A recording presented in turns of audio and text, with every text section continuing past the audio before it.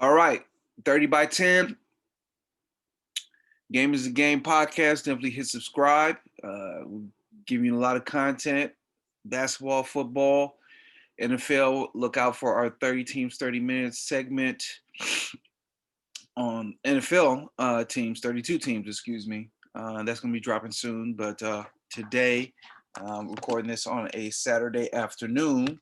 We're going to be talking about the Washington Wizards. And if you're a Wizard fan, you're probably wondering, what the hell do I have to talk about? You guys haven't played since January 11th. Uh, and maybe that's a blessing in disguise. Obviously, COVID is tough. We've lost so many lives on it. Prayers out to everybody who's struggling and suffering through this pandemic. But as far as the Wizards go, there was a big injury to Russell Westbrook, a quad injury, and that was seeming to keep him out for a week. And it looks like they're going to play on Sunday. So we'll see if he plays. But if you were a Wizard fan, excited about what Russell Westbrook will bring you, we just haven't seen that same Brody. He just has not been as explosive, has been aggressive. He's still getting these triple doubles, but the ferocity that he normally plays with, the energy that I thought would be infectious, and the downhill attacking nature that I thought that they would possess with him and all the shooting that they had on this team, I just haven't seen it. I heard that he had the quad injury, in training camp as well. I believe this is the quad injury that he suffered pre-bubble as well. So this is something that's been nagging him for a while. So we might not see that guy this year, depending on the situation. This is giving me vibes of Kawhi Leonard.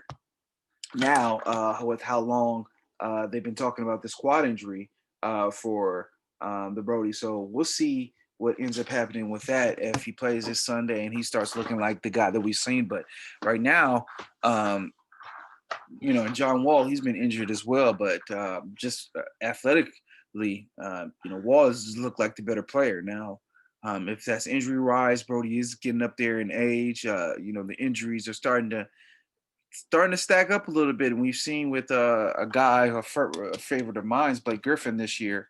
Um, you know, Being athletic. Not everybody's aging like LeBron, so I don't want to say that it's over for him. We'll see. This is a player that keeps himself in immaculate shape, takes care of his body. So hopefully it's not, but we'll see.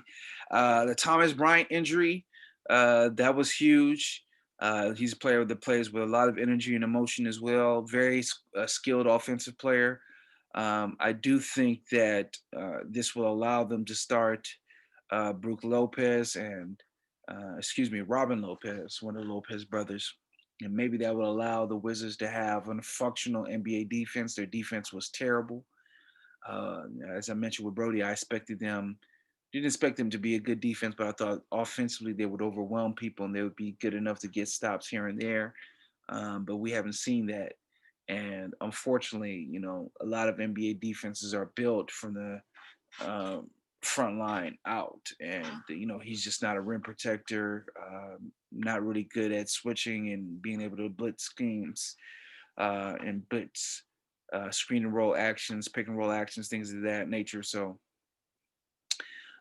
prayers out to him. They do have Mo Wagner, who offensive big, drafted by the Lakers out of Michigan.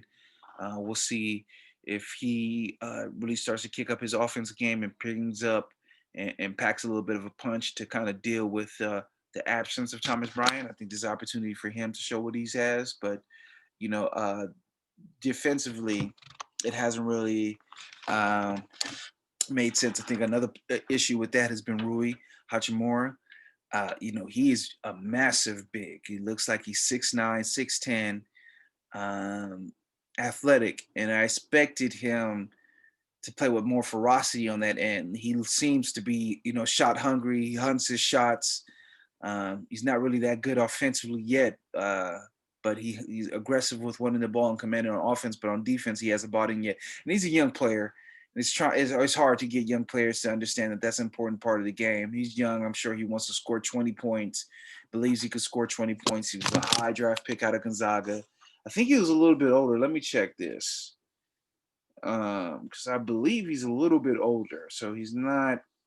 He didn't come out as a 21-year-old. It's something I meant to look up before. Yeah, so he's 22, so he's still pretty young. He definitely, improve, but been a little bit disappointed in what I've seen for him. Um, don't understand why Bertans is not playing more minutes. Avdia's played well. He shot the ball well. I think he's shooting almost 43, 44% from the three-point line. But Bertans, you paid him all that money. I expected to see a team where you're spreading things out and, constantly having Bertans screening for Russell Westbrook and, he's flying and passing the ball and shooting threes. And I haven't seen that. And it's been surprised. He's playing about 20 something odd minutes a game, for the amount of money that they invested in him, the type of shooter that he is, and the way that they played last year. I thought that would portend to something this year. And I know Avdia, I've talked a lot about younger players, high picks playing, but it looks like they have a formula which they can attack from, and I don't understand why they're not using it. I would go Bertans. Um, and maybe they're thinking, even though he's a rookie, he's more athletic every than Bertans, so he's gonna be able to defend better. But I mentioned this in a couple of the team sessions that I've done is that these teams with defense problems, I don't understand why they don't try to junk up and muck up the game more. Why not have a stretch where you go half of the game three-quarter court trap, half of the game full court press, or half of a quarter full court press, half of a quarter box and one, 2-3 zone, triangle and two. This is a team that just doesn't have the athletes to defend in conventional ways. So I do think they need to lean heavy offensively and then try to maybe buttress their defense by jugging things up a little bit. And you might say, hey, they might tire guys out. That leads me to another point. They have two young guards who I expected more from and was intrigued to see, and Brown and Jerome Robinson, who are barely playing this year, both shooting the ball really poorly. Jerome Robinson was someone drafted a pick above Michael Porter Jr. I remember when the day that he got drafted, I was hearing a lot of comparisons to CJ McCollum. Haven't seen him really play that much this year. None of that has really come to fruition. So this team is deep. We talked about Avdil, we talked about Mo Wagner. So hey, maybe that's a way to really have your guys expend energy on the defensive end. Maybe they can't defend in the conventional ways, but let's try to muck up the game a little bit. Let's try to get people into their sets later. Maybe that's the key, the success. Um, I know that this is something that's not really commonplace in the NBA, but as much as I hear about leagues being copycat, I don't really see it from the highest places. You saw last year with Toronto, with Nick Nurse, who I believe to be the best coach in the NBA. He was in that series with Boston. He took that series so far because he was willing to muck the game up. He started going boxing one on Kemba. And you would think, hey, they have Jason Tatum and Jaylen Brown, who's taking the leap this year compared to last year. But you can't do that. But he did, well, why not? Let's try it. If I'm outgunned and we're getting our head beat in conventionally, let me try some new things. And Scott Brooks is one of those team coaches that took a sabbatical, him and Thibodeau, and supposedly they were supposed to learn new tricks, but we haven't seen that with Thibodeau. And when it came to Scott Brooks, I was more encouraged to see how he, opened up and said that we're going to play this offensive game. And even though they didn't make the playoffs, they were close to making it. So I was expecting to see more of that this year offensively. Haven't seen it. And defensively, I thought he maybe, opened his mind up into, playing less traditional schemes and maybe figuring out clunky ways that they could try to pass by and, keep their head above water on defense. And I haven't seen that either. So disappointed in that. The arrow would definitely have to be pointing downward. This is a critical time for them.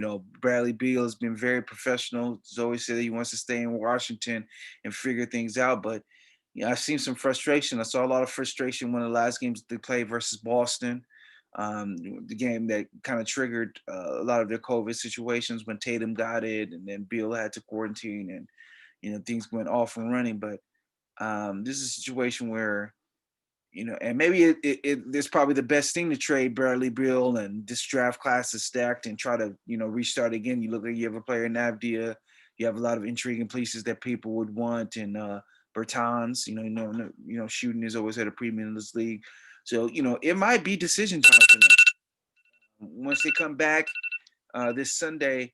If they can't get on a stretch of winning here, it might be decision time for them. Like, hey, maybe we should start fielding offers and really start to formulate this team in a way that makes sense. Because, a lot of people were sky high on them, including me. You can go to the season preview. I'm not going to back away for it. It's out there.